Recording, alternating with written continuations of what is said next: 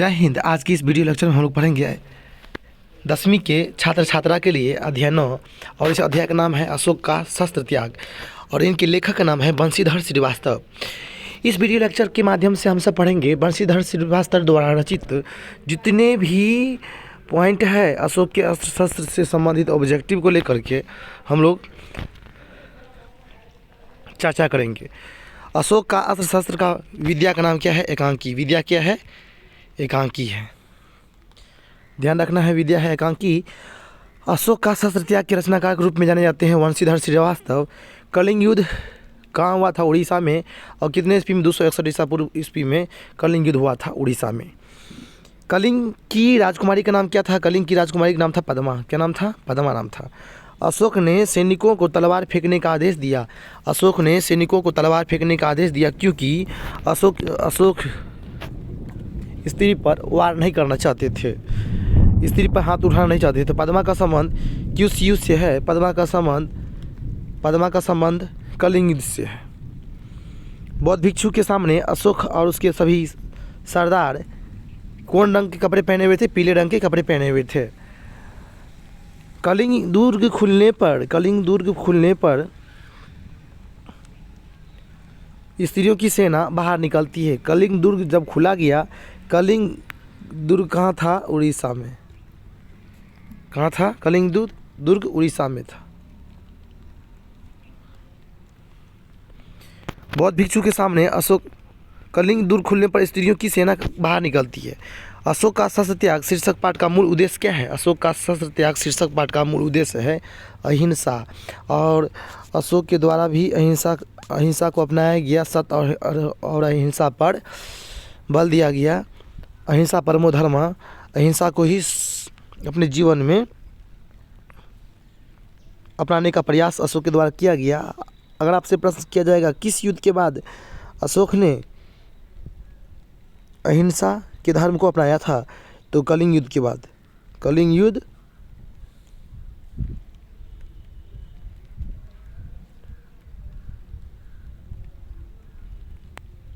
के बाद।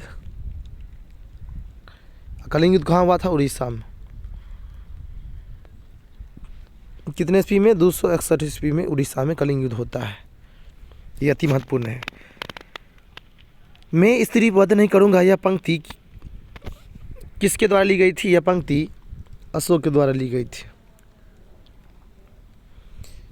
अशोक के द्वारा कही गई थी। कलिंग महाराज की कन्या का नाम क्या था? कलिंग महाराज की कन्या का नाम पद्मा था। अशोक का शस्त्र त्याग शीर्षक में कितने प्रमुख पात्र है? 4 प्रमुख पात्र है। पद्मा अपने पिता का बदला लेना चाहती थी। ऑब्जेक्टिव बहुत ही भी है। पद्मा किसका भी बदला लेना चाहती थी? पद्मा अपने पिताजी का बदला लेना चाहती थी क्योंकि पद्मा के पिताजी को अशोक के द्वारा मारा गया था। पद्मा के पिताजी को अशोक ने युद्ध के मैदान में मार दिए थे, जिसका बदला अशोक से पद्मा लेना चाहती थी। कथानक मार्मिक विकास अशोक का शस्त्र त्याग से में किया गया है। अशोक के द्वारा बौद्ध धर्म को स्वीकार किया गया था। अशोक के द्वारा किस धर्म को स्वीकार किया गया था? बौद्ध धर्म को स्वीकार किया गया था। अशोक मगध सम्राट थे और ये मौर्य वंश के तीसरा शासक रूप में जाने जाते हैं। अशोक कौन सम्राट थे? मगध सम्राट थे। और मौर्य वंश के तीसरा शासक रूप में कौन जाने जाते हैं? मौर्य वंश के तीसरा शासक रूप में अशोक जाने जाते हैं, जो कि मगध सम्राट से संबंधित थे। फिर आपको ध्यान रखना है, सम्राट अशोक के पिता का नाम बहुत ही इंपॉर्टेंट। सम्राट अशोक के पिता का नाम बिंबिसार था, जो मगध सम्राट से संबंधित थे। और ये बिंबिसार के पिता का नाम क्या था? मौर्य। चंद्रगुप्त मौर्य। एक मिनट आपको बता देते हैं। चंद्रगुप्त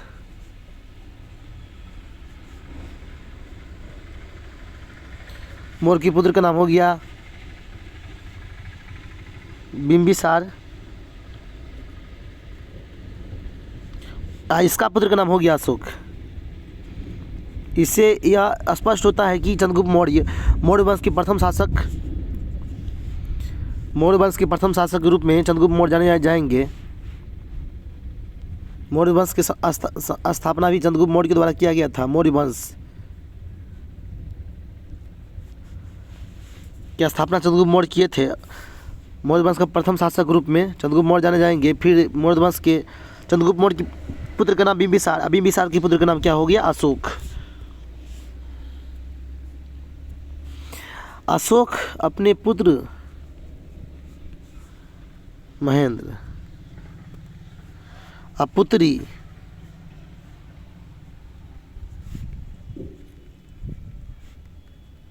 संघमित्रा,